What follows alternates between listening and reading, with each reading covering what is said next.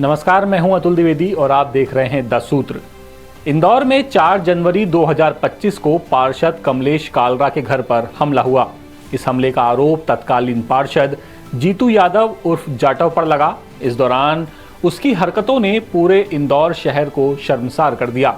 इस मामले में 21 आरोपी गिरफ्तार हो चुके हैं और 6 अभी भी फरार हैं, यानी अज्ञात 30-40 में से 27 की पहचान पुलिस कर चुकी है। इस मामले में 4 दिन पहले ही जिला कोर्ट में आरोपियों के खिलाफ चालान पेश हुआ। इसकी करीब 400 पेज की पूरी कॉपी द सूत्र के पास एक्सक्लूसिव मौजूद है। इससे साफ हो रहा है कि हमले की प्लानिंग कैसे हुई और इसमें जीतू यादव की क्या भूमिका थी।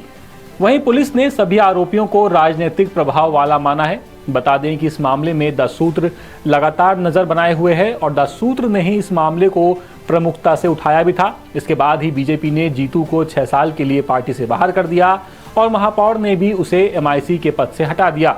अब जीतू सिर्फ निर्दलीय पार्षद है। अब चलिए आपको बताते हैं कि इस हमले की प्लानिंग कैसे की गई थी। इस पूरे हमले की प्लानिंग कहीं और नहीं बल्कि जीतू यादव के ऑफिस में हुई थी और ये खुलासा खुद जीतू के ही रिश्तेदार अभिलाष उर्फ अभी यादव ने पुलिस के सामने किया है। अभी के बयान में कहा गया है कि 4 जनवरी को मैं अपने घर पर था, तभी मोबाइल पर व्हाट्सएप में एक ऑडियो रिकॉर्डिंग सुनी। इसमें पार्षद कमलेश कालरा निगम अधिकारी यतीन्द्र यादव से बात करते हुए जीतू भैया के बारे में अनाप शनाप बातें कर गालियां दे रहा था।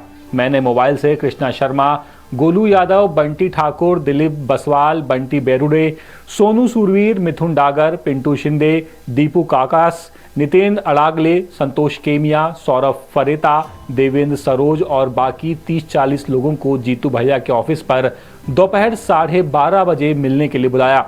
सभी को बताया कि पार्षद कालरा जीतू भैया को लेकर गालियां दे रहे हैं।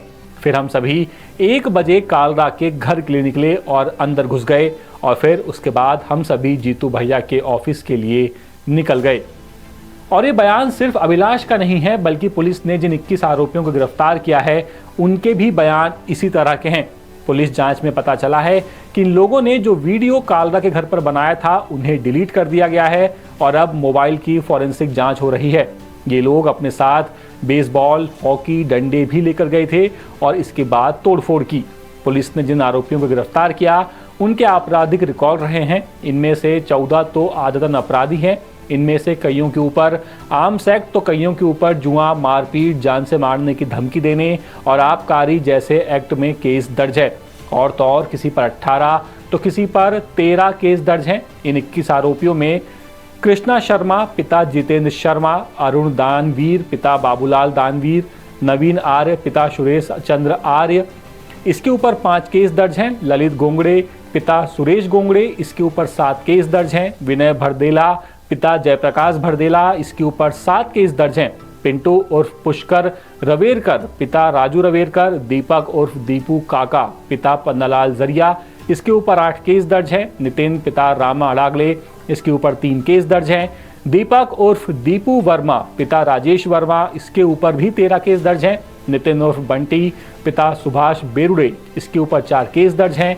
विशाल पिता कैलाश गोस्वामी, संतोष पिता मोहन केमिया, धीरज पिता शिवजीत शिंदे, शैलेंद्र उर्फ पिंटू शिंदे पिता श्रवण कुमार, इसके ऊपर 5 केस दर्ज हैं। अभिजीत उर्फ गोलू पिता अशोक आदिवाल, इसके ऊपर 18 केस दर्ज हैं।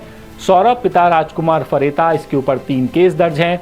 धीरज उर्फ नत्थू हेड़ऊ पिता खेमचंद, इसके ऊपर भी 2 केस दर्ज हैं। देवेंद्र उर्फ कल्लू सरोत पिता लक्ष्मी शंकर, इसके ऊपर 6 केस दर्ज हैं। दिलीप बसवाल पिता रमेश चंद्र बसवाल, इसके ऊपर 3 केस। घनश्याम उर्फ बंटी ठाकुर पिता हरि सिंह भदौरिया, अभिलाष उर्फ अभी यादव पिता राम नारायण यादव, इसके ऊपर भी 3 केस दर्ज हैं। इस पूरे मामले में पुलिस ने गिरफ्तार सभी आरोपियों को लेकर कहा है कि आरोपी और उसके साथी राजनीतिक प्रभाव वाले व्यक्ति हैं। इन्हें काफ़ी मशक्कत के बाद गिरफ्तार किया गया है। इनकी आपराधिक घटना से पूरे समाज में आक्रोश है। इनके आतंक के चलते सभी असुरक्षित महसूस कर रहे हैं। वहीं इस पूरे मामले में पुलिस ने खुले तौर पर चालान में लिखा है कि जीतू यादव संदेही है। इसी के चलते जीतू यादव और कालरा के बीच की ऑडियो की जांच के लिए वॉइस सैंपलिंग की गई है, जो 29 जनवरी को जांच के लिए भोपाल भेजी गई है। लगभग सभी आरोपियों के बयान में आया है कि पूरे हमले की प्लानिंग जीतू यादव के पार्षद कार्यालय में ही की गई थी, लेकिन किसी ने भी सीधे तौर पर जीतू यादव का नाम नहीं लिया है। पुलिस ने अभी और जीतू के बीच की कॉल डिटेल्स भी नहीं निकाली हैं, जिससे साबित हो सके कि घटना के पहले और बाद में दोनों के बीच बातचीत हुई है या नहीं। वहीं कालरा ने अपने बयान में साफ कहा है कि ये पार्षद जीतू यादव के लोग हैं और भविष्य में भी उसके और उसके परिवार के साथ गंभीर घटना को अंजाम दे सकते हैं, जान से मार सकते हैं।